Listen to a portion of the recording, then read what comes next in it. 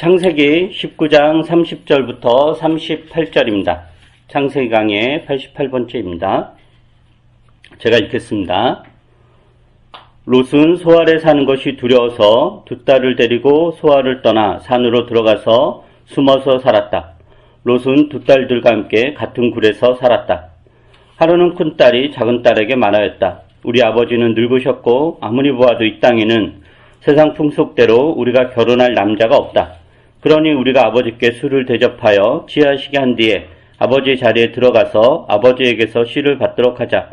그날 밤에 두 딸은 아버지에게 술을 대접하여 취하게 한 뒤에 큰딸이 아버지 자리에 들어가서 누웠다.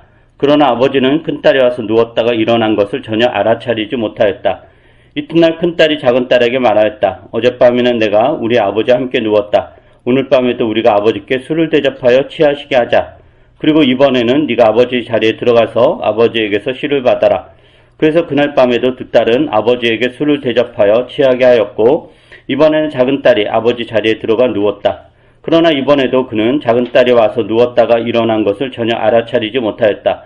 롯의 두 딸이 드디어 아버지 아이를 가지게 되었다. 큰딸은 아들을 낳고 아기의 이름을 모압이라고 하였으니 그가 바로 오늘날 모압 사람의 조상이다. 작은 딸도 아들을 낳고 아기의 이름을 베남미라고 하였으니 그가 바로 오늘날 암몬 사람의 조상이다.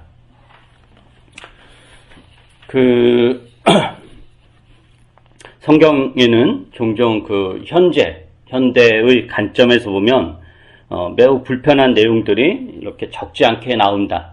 우리가 요즘 읽고 있는 여호수아서를 읽고 있는데 거기에 보면 가나안 족속에 대한 진멸 이야기라든가 최근에 아이성이 무너지는 것도 읽었고 또 아간 이야기도 나오고 그러는데 그런 이야기 또 우리가 전에 살펴봤지만 롯이 손님을 보호하려고 두 딸을 소돔 주민들에게 이제 내어주려고 한 이야기라든가 또 창세기에 보면 노아 시대에 노아가 이제 술이 취해서 벌거벗고 자고 있었는데 그것을 이제 셋째 아들이 형제들에게 이야기했는데 그걸 가지고 그 아들이 이름 가나안이죠. 이게 저주한 일이라든가 노아가 또 사사기에 보면 입다가 딸을 제물로 바치려고 바친 일이라든가 여러 가지 우리 관점에서 보면 굉장히 좀 불편하고 우리는 성경이 굉장히 거룩하고 아주 훌륭한 하나님 말씀이라고 생각을 하고 있는데 막상 성경을 읽다 보면은 굉장히 좀 현대 관점에서 보면 너무도 비윤리적이고 복잡한 그런 불편한 이야기들이 많이 나온다. 그런데 그런 불편한 이야기 중에서 가장 압도적인 이야기가 오늘 읽은 본문일 것입니다. 롯의 두 딸이 아버지 롯에게 술을 먹여서 정신을 잃게 하고 그 틈을 따서 아버지와 성관계를 맺고 나서 임신을 하고 출산을 했다. 이 이야기를 우리가 어떻게 받아들여야 될지 여기 하나님의 뜻이 있다면 도대체 뭐가 있는 건지 이걸 어떻게 해석해야 될지 되게 난감합니다. 물론 이제 단순하게 롯과 두 딸이 타락해서 소돔의 어떤 죄악에 물들여서 타락을 했고 그래서 매우 혐오스러운 범죄를 저질렀고 그 범죄의 결과로 이스라엘의 적대자인 모압 족속과 암몬 족속이 나왔고 그래서 하나님은 이 태생부터 굉장히 불순한 이 모압 족속과 암몬 족속을 하나님은 매우 싫어한다. 이렇게 하면은 깔끔하죠. 이렇게 정리하면 깔끔해요.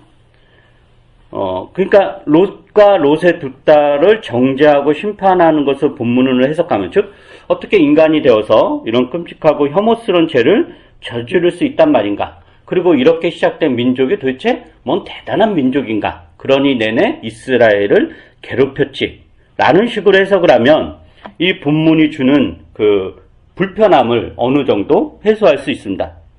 그런데 이런 해석은 성경 본문이 주는 이 불편함을 우리가 직면하지 않고 마주하지 않으려고 이렇게 회피하는 것은 아닐까라는 생각이 듭니다. 최근에 교회 이제 모교 책수다 모임에서 읽은 책이 하나님은 왜 폭력에 연루되시는가? 라는 책을 읽었는데 안 읽어보신 분들은 한번 꼭 읽어보시고요. 거기 서문에 이런 이야기가 있어요. 제가 읽어드릴게요. 나는 오히려 성서적 답변을 찾기보다는 성서적으로 사고하는 것이 더 중요하다고 말하고 싶다. 다시 말하면 성서는 이 세상에 넘쳐나는 폭력을 우리가 어떻게 구속적으로 이해하고 반응해야 할지 일러줄 때 비로소 우리의 사고와 행동을 가장 효과적으로 형성해 나간다는 것이다. 성서는 하나님의 사랑과 처참하게 망가진 세상 및 인생의 복잡 다단함을 분명히 보여줌으로써 그 목적을 달성한다. 인간 공동체의 다양한 장소에서 역사하시는 하나님에 대한 정경의 증언은 신실한 독자들을 다양하고도 상반된 목소리가 공존하는 정경의 대화 속으로 이끈다.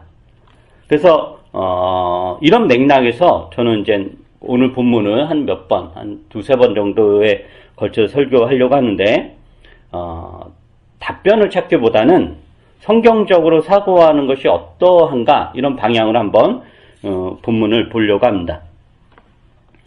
그 창세기 19장 30절부터 38절, 즉 오늘 읽은 본문에는 세 가지 이야기가 이렇게 겹쳐서 나옵니다. 첫 번째는 롯이 소알에 사는 것이 두려워서 소알을 떠나 산으로 도망쳐서 숨어서 살았다라는 이야기가 나오죠. 원래 천사들은 롯을 소알로 보내는 게 아니라 애당초 산으로 보내려고 했죠. 산으로 피신하라.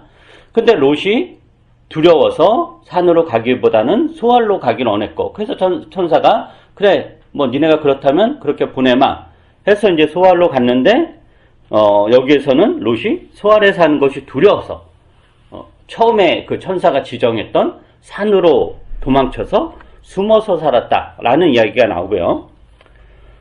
그 다음에 이제 두 번째는 모압과 암몬 민족의 기원에 가는 것입니다. 모압 족속과 암몬 족속이 어떻게 시작되었는가에 관한 이야기고, 세 번째는 핵심적인데 롯의 두 딸이 이렇게 한 어떤 결정과 행동이 도대체 어떤 의미인가, 나는 이 세 가지 이야기가 중첩돼서 이렇게 나옵니다. 오늘은 그 롯의 두 딸이 낳은 아들들이 모압과 암몬 민족의 조상이 되었다, 기원이 되었다라는 이 말씀을 한번 이렇게 살펴보고 이게 우리가 어떤 의미가 줄 수 있는가를 보려고 합니다. 그 롯의 두 딸이 각각 아버지 롯과 관계를 맺고 임신을 하고 각각 아들을 낳죠. 큰 딸은 아기 이름을 모압이라고 짓습니다. 그리고 작은 딸은 아기 이름을 베남미라고 짓죠. 그리고 이들이 각각 모압 족속의 조상이 되었고, 또 베남미는 암몬 족속의 조상이 되었다라고 이야기를 합니다. 그러니까 이 창세기가 기록된 시기는 이제 출애굽 이후니까, 그 출애굽 이후라는 거는 이스라엘이 이집트에 탈출해가지고 가나안에 정착하면서 수많은 민족들을 만난 거잖아요. 그 중에 이제 모압과 암몬 족속도 있는 건데, 그런 것과 이제 관련된 건데, 그러면 이제 모압과 암몬 족속과 모압 족속, 그리고 이스라엘과 서로 어떤 관계였을까, 이것을 한번 보도록 하겠습니다. 신명기 23장입니다. 신명기 23장 3절에서 8절입니다. 암몬 사람과 모압 사람에 대한 즉 암몬 족속과 모압 족속에 대한 이야기인데, 신명기 23장 3절부터 8절을 제가 읽어보겠습니다. 암몬 사람과 모압 사람은 주님의 총의 회원이 되지 못합니다. 그 자손은 10대가 아니라 영원히 주님의 총의 회원이 되지 못합니다. 그들은 당신들이 이집트에서 나올 때 먹을 것과 마실 것을 가지고 와서 당신들을 맞아 들이기는커녕 당신들을 저주하려고 부올의 아들 발람에게 뇌물을 주어 메소포타미아 지방의 부돌에서 그를 불러온 사람들입니다. 그러나 주 당신들의 하나님이 당신들을 사랑하시기 때문에 주님께서 발람의 말을 듣지 않으시고 오히려 그 저주를 복으로 바꾸셨습니다. 당신들은 당신들의 평생에 그들이 조금이다. 여기서 그들은 암몬 족속과 모압 족속을 이야기하는 거예요. 평생에 그들이 조금이라도 번영하거나 성공할 틈을 주어서는 안 됩니다. 당신들은 에돔 사람을 미워해서는 안 됩니다. 그들은 당신들의 친족입니다. 이집트 사람을 미워해서도 안 됩니다. 당신들이 그들의 땅에서 나그네로 살았기 때문입니다. 그들에게서 태어난 3대 자손들은 주님의 총회 회원이 될 수 있습니다. 여기서 신명기 저자는 암몬 사람과 모압 사람에 대해서 매우 부정적으로 표현합니다. 심지어 자기들이 노예 생활을 하고 있었던 이집트 사람 자기들 굉장히 억압을 한 거잖아요. 핍박하고 억압하고 괴롭혔는데도 이집트 사람들이나 혹은 에돔 사람들에 대해서는 미워해서는 안 된다. 그들과 잘 지내야 된다고 하는데 암몬 사람과 모압 사람에 대해서는 굉장히 부정적으로 영원히 주님의 총회 회원이 되지 못할 뿐더러 혹시라도 모압 족속과 암몬 족속이 조금이라도 번영하거나 그런 성공할 틈이 생기면 그 틈도 주어서는 안 된다라고 이야기를 합니다. 그리고 그 이유는 뭐냐? 너희가 이집트를 탈출해서 가나안 땅을 들어갈 때 너희들을 환영한 게 아니라 저주했기 때문이다 라고 이야기하죠. 그래서 신명기 23장에서는 그 이스라엘과 암몬 모압의 관계를 굉장히 부정적으로 적대적으로 그리고 있습니다. 그런데 같은 신명기에는 또 모압과 암몬에 대해 되게 호의적인 이야기도 있어요. 굉장히 긍정적으로 그리는 이야기도 있는데 신명기 2장 9절을 볼까요? 신명기 2장 9절입니다. 제가 읽어보죠. 신명기 2장 9절 주님께서 나에게 말씀하시기를 모압을 괴롭히지도 말고 싸움을 걸지도 말아라. 그 땅은 내가 너에게 유산으로 주기로 한 땅이 아니다. 아르 지역은 내가 이미 롯의 자손에게 유산으로 주었기 때문이다. 여기서 뭐라고 하죠? 모압을 괴롭히지도 말고 싸우지도 말라고 합니다. 그리고 모압이 지금 살고 있는 지역은 너희들이 건들면 안 된다 라는 거예요. 왜냐? 모압이 지금 차지하고 있는 땅은 하나님이 모압에게 주신 것이다. 유산으로 준 거다. 그러니까 이스라엘 빼앗아서 안 된다 라는 거죠.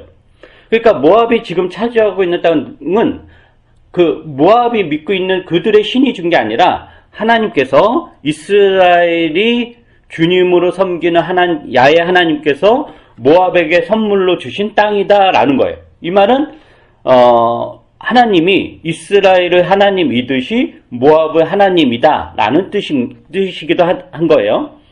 그다음 암몬에 대해서 또 어떻게 이야기하냐면 같은 그 신명기 2장에 보면은 18절 보세요. 17절부터 21절입니다. 제가 읽어보죠. 이것도 주님께서 나에게 말씀하셨습니다. 오늘 너는 모압 땅의 경계인 아르를 지나 암몬 자손이 사는 곳에 다다를 것이니 너는 그들을 괴롭히지도 말고 싸우지도 말아라. 암몬 족속의 땅은 내가 너에게 유산으로 주기로 한 땅이 아니다. 그것은 내가 이미 롯의 자손에게 유산으로 주었기 때문이다. 이것도 루바임 땅으로 알려진 곳이다. 전에는 거기에 루바임이 살았는데 암몬 사람은 그들을 불러서 삼슴밈이라고 하였다. 그 백성은 강하고 수도 많고 아낙 족속처럼 키도 컸으나 주님께서 그들을 암몬 사람들 앞에서 진멸시키셨으므로 암몬 사람이 그곳을 차지하고 그들 대신에 그곳에 살았다. 여기서도 암몬 족속에 대해서 어떻게 하라고 하냐면은 괴롭히지도 말고 싸우지도 말라고 합니다. 시비를 걸지 말라고 하는 거죠. 왜냐? 암몬 족속이 차지하고 있는 땅은 하나님이 암몬 족속에게 선물로 유산을 준 땅이기 때문입니다. 그래서 이스라엘 백성들은 가나안 땅을 이렇게 점령하는 데 있어서 모압 족속의 땅이나 암몬 족속의 땅은 절대로 건들지 말고 피해서 가야 된다라고 하는 거죠. 그리고 또 지금 읽은 내용에서 어떤 이야기 나오냐면은 하나님께서 이스라엘 백성을 가나안 땅에 정착시키면서 이스라엘을 대적하는 이방 민족들을 하나님께서 물리치셨잖아요. 여리고성이라든가 아이성이라든가. 그런데 그러했던 하나님이 암몬 족속을 위해서도 똑같이 했다라고 하는 거죠. 암몬 족속을 위협하는 루바임 족속을 하나님이 암몬 사람들 앞에서 진멸시키셨다라고 그래요. 그래서 진멸시켰다라는 표현은 주로 하나님이 이스라엘 백성을 보호하고 이스라엘 백성의 편이 되어서 이방 민족을 물리칠 때 사용했던 표현인데 이 표현이 암몬 사람들에게도 그대로 사용이 돼요. 하나님께서 암몬 사람들을 위해서 그 암몬 사람들을 괴롭혔던 강하고 수도 많고 아낙 족속처럼 키도 컸던 루바임 족속을 하나님이 진멸시켰다라고 하는 거죠. 그러니까 하나님은 이스라엘의 하나님이면서 동시에 모압의 하나님, 암몬의 하나님이다라는 것입니다. 그래서 이게 같은 신명기에 나오는 거예요. 그래서 신명기에는 이렇게 암몬과 모압에 대한 상반된 견해가 나옵니다. 이집트에서 탈출해서 가나안에 정착한 이스라엘 백성이 가나안에서 마주친 여러 민족들이 있었죠. 여러 민족과 나라들이 있었고 그 중에 하나도 이제 모압과 암몬입니다. 근데 하나님은 이스라엘 백성에게 암몬과 모압은 너희들이 적대자가 아니다. 그들의 조상이 아브라함의 조카인 롯의 후손들이다 라고 이야기합니다. 그래서 암몬과 모압을 괴롭히거나 싸움을 걸지도 말고 그들의 땅을 빼앗지도 말라고 하는 거죠. 그런데 또 한쪽에서는 암몬과 모압이 이스라엘을 저주한 일로 인해서 암몬과 모압이 번성할 틈도 주지 말라. 그들을 억눌러라 라는 이야기를 해요. 그럼 이게 암몬과 모압에 대한 하나님의 마음은 어떤 마음일까? 지금 상반된 견해잖아요. 상반된 태도잖아요. 그럼 이스라엘 백성들은 이러한 상반된 견해 앞에서 어떤 태도를 취해야 했을까? 그럼 하나님은 도대체 이게 지금 하나님 마음은 어떤 건가? 라는 거죠.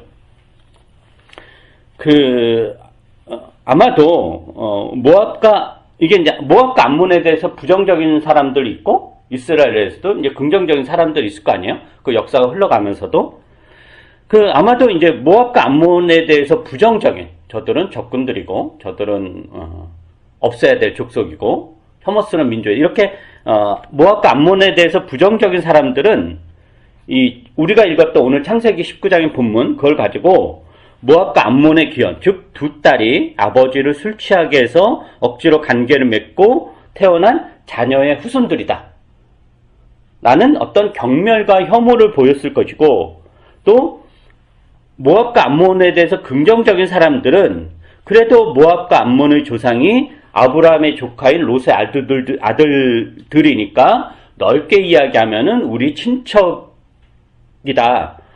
같은 뿌리를 가진 민족이다라는 우호적인 태도를 취했을 거예요. 그리고 그 입장에 따라서 롯과 두 딸의 관계에 대해서 평가를 달리했을 거죠. 그러니까 무슨 말이냐면은 창세기 19장에 나오는 우리가 읽었던 이 본문에 대해서 모압과 암몬에 대해서 부정적인 사람들이 그 초점을 두는 부분과 긍정적인 초점을 두는 부분이 겹쳐져 있다라고 하는 거죠. 이 본문에.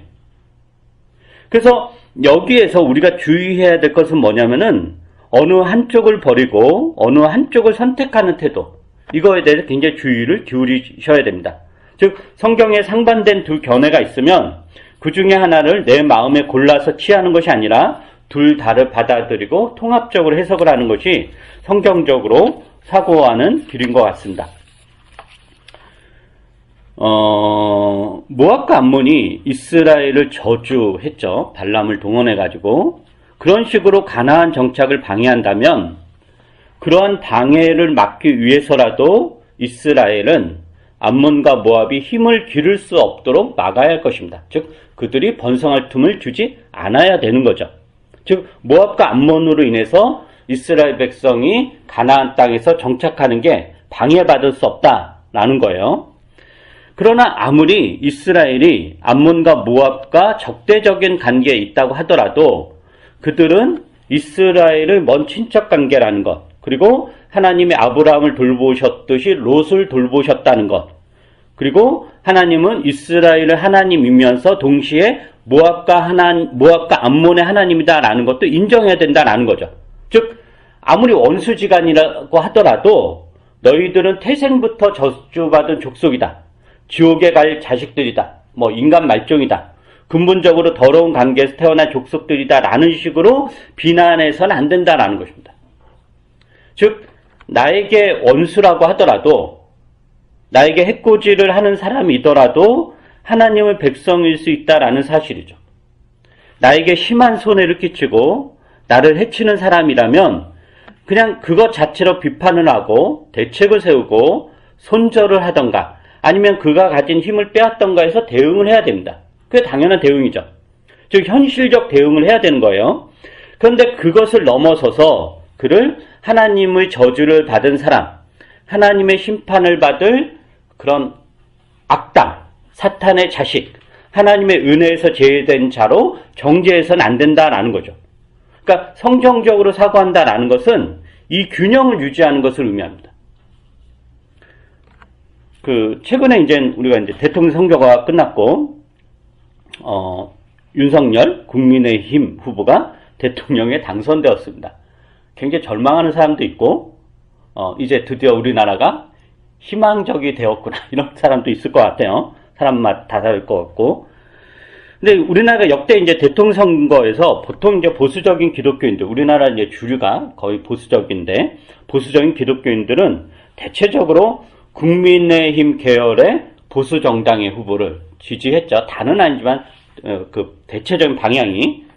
그리고 이제, 진보적인 기독교인들, 진보적인 신학을 가지고 있거나 이런 목회를 하시는 신학자나 목사님들, 교인들은 민주당이라든가 민주당의 어떤 중도라든가 좀 진보적인 정당의 후보를 이렇게 지지했습니다. 그건 되게 둘 다 노골적으로 지지를 했죠. 그런데 이제 이번 대선에서는 보수적인 교회나 기독교인들이 심정적으로는 국민의힘 편을 들었을 건 같지만 노골적으로 윤석열 후보를 지지하는 일은 일어난 그런 거 같지는 않아요. 아마도 이제 신천지 연류설이라든가 무속인 연류설로 인해서 가시적으로 이제 지지하기가 어려웠을 것 같고, 근데 이번 특징적인 건 진보적인 기독교인들, 진보적인 어떤 신학자라든가 그런 목회자들은 굉장히 적극적으로 이재명 후보를 지지를 한 것 같습니다. 그럼 저는 종교인이라고 하더라도 본인의 정치적 입장에 따라서 적극적으로 지지 후보 밝히고 선거운동하는 거는 나쁘지 않죠. 괜찮다고 생각하고. 근데 그거를 설교를 이용해서 선거운동을 하는 거는 선거법에도 위반되고 굉장히 잘못된 거죠. 법 테두리 안에서 본인 의사 표시하고 적극적으로 선거운동 할 수 있고, 그것도 하나님 나라 백성으로서 신자로서 신앙을 실천하는 하나의 이제 방법이라고 여깁니다. 이제 그런데 문제는 이쪽이든 저쪽이든 자신이 지지하지 않는 후보라든가 반대하는 후보를 악마화하고 정죄하며 하나님 나라와 관련시켜 비난하는 것입니다. 자신이 지지하지 않는 후보를 지지하면 하나님 백성이 아니라고 한다거나, 너는 하나님의 뜻에 대해서 전혀 무지하고 한다거나, 자신이 지지하는 후보가 대통령 되는 게 곧 하나님 나라의 정의라고 한다거나, 자신이 지지하는 후보가 당선되는 게 하나님의 뜻이라고 한다거나, 반대하는 후보가 떨어지는 게 하나님의 정의가 실천되는 거라고 한다. 이런 식으로 하는 것은 잘못된 것입니다. 즉 모압과 암몬이 아무리 이스라엘을 방해하고 대적한다고 하더라도, 그래서 모압과 암몬과 전쟁을 해야 되는 상황이 되었다고 하더라도, 이스라엘이 모압과 암몬이 아브라함의 조카 롯의 후손이라는 것, 하나님께서 암몬과 모압이 차지하고 있는 땅을 유산으로 주셨다는 것, 하나님이 모압과 암몬의 하나님이기도 하다는 사실을 부인하지 말아야 됩니다. 즉 모압과 암몬이 아무리 싫다고 하더라도, 그들과 경쟁해야 되는 관계라고 하더라도, 그들이 번성할 틈을 주지 않아야 되는 상황이라고 하더라도 그들을 악마화하는 방식으로 대적해서는 안 된다라는 것입니다. 일어난 사안에 대해서 옳고 그름을 따지고 그것을 가지고 치열하게 싸우고 서로 등을 지고 비난하고 치고받고 싸우고 서로 원수가 될 수 있습니다. 그건 괜찮습니다. 근데 거기까지여야 된다라는 거죠. 거기까지. 그러나 이러한 균형의 태도를 갖기는 매우 어렵습니다. 왜냐하면 우리의 습관은 타인이 너무 싫으면, 우리도 그렇죠. 저도 사실 그런데 너무너무 싫으면 그 타인을 악마화하고 혐오하고 정죄하는 방식으로 대응하기가 너무 쉽습니다. 그게 쉬운 길이에요. 훨씬 쉽죠. 왜냐하면 그렇게 해야지 상대방을 내가 마음껏 욕할 수 있죠. 찔리지 않고 욕할 수 있죠. 왜냐하면 상대방이 악마니까. 악마는 때려 죽여도 되잖아요. 그러니까 내가 온갖 해도 나는 괜찮은 거예요. 그러니까 상대방을 악마화시켜야 내가 상대방에게 하는 모든 것이 정당화될 수 있기 때문인 거죠. 우리에게 그런 마음이 있는 거예요. 타 집단 혹은 타인이 악마라면 내가 무슨 짓 해도 괜찮은 것 아닌가, 이런 마음과 태도가 우리 모두에게 있습니다. 더구나 이런 타인에 대한 혹은 특정 집단에 대한 악마화는 대체적으로 옳음과 정의에 대한 열심에서 나오는 것이기 때문에 자신의 생각과 행동을 성찰하고 통제하기가 너무 어렵습니다. 대부분의 폭력이 여기에서 일어나죠. 그러나 내가 생각하기에 잘못된 타 집단과 우리가 분명하고 선명하게 싸우고 비판하고 옳고 그름을 따지는 것은 옳습니다. 괜찮습니다. 그러나 그들을 악마화하지 않는 것, 정죄하거나 하나님의 이름으로 저주하지 않는 것이, 거기까지 가지 않는 것이 제가 보기엔 성경적으로 사고하는 하나의 방법인 것 같습니다. 우리는 그 롯의 두 딸이 아버지와의 어떻게 오늘날 관점에서 보면 폐륜적인 관계인데, 그런 관계에서 나온 암몬과 모압이 버려진 게 아니라 하나님이 유산으로 주신 땅에서 각각 한 민족을 이루어 가나안 땅에서 살아갔다는 것, 하나님이 모압과 암몬의 편이 되어 보호해 주시고 지켜주신다는 것, 그리고 모압과 암몬이 이스라엘을 저주하고 방해할 때 하나님이 이스라엘에게 그들이 번성할 틈을 주지 말라고 말씀하셨지만 그들을 저주의 자식이라고 정죄하라, 여기까지는 하지 않았다라는 것을 우리가 기억해야 할 것입니다. 이 균형을 우리가 사회에서 일어나는 어떤 사건들, 우리가 겪고 있는 어떤 관계들에서 이렇게 적용하고 실천하는 것, 이게 성서적으로 사고하는 하나의 방법이 아닐까라는 생각이 듭니다. 오늘은 여기까지 하겠습니다. 기도하겠습니다. 세상을 심판하시는 하나님, 하나님은 아들 되신 예수 그리스도 이외에는 그 누구도 당신의 대리자로 세상에 내세우지 않았습니다. 우리는 예수 그리스도를 통하여 하나님을 뵙습니다. 세상을 대하시는 하나님의 방식을 예수 그리스도를 통하여 배웁니다. 그러나 우리는 종종 우리가 직접 하나님의 대리자가 되어 세상을 심판하고 정죄하려는 유혹을 받습니다. 우리의 적대자들을 향해 하나님의 심판을 이야기하며 저주를 퍼붓기 쉽습니다. 심판자의 자리에 서서 세상을 판단하고 싶은 유혹에 너무도 쉽게 넘어갑니다.